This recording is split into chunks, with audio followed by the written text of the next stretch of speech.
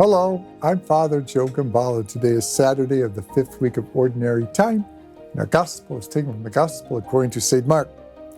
Those days, when there was again a great crowd without anything to eat, Jesus summoned the disciples and said, "My heart is moved with pity for the crowd, because they have been with me now for 3 days and have nothing to eat. If I send them away hungry to their homes, they will collapse on the way, and some of them have come a great distance." His disciples answered him, "Where can anyone get enough bread to satisfy them here in this deserted place?" Still, he asked them, "How many loaves do you have?" And they replied, 7.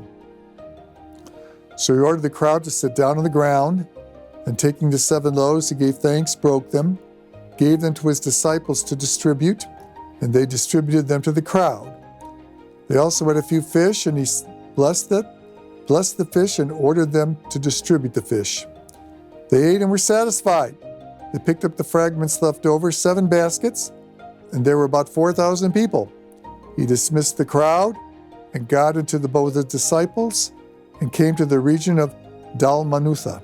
The Gospel of the Lord.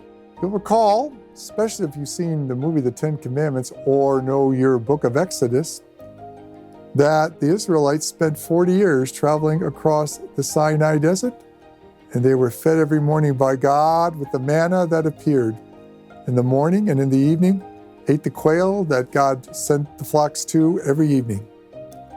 They ate because God provided for them so that they could get to the promised land.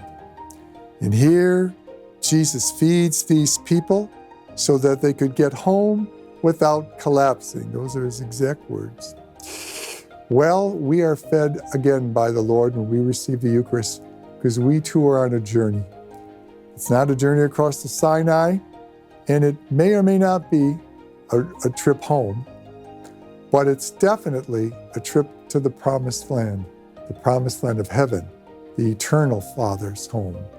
That is our journey, and we are fed through the Eucharist in that journey to God.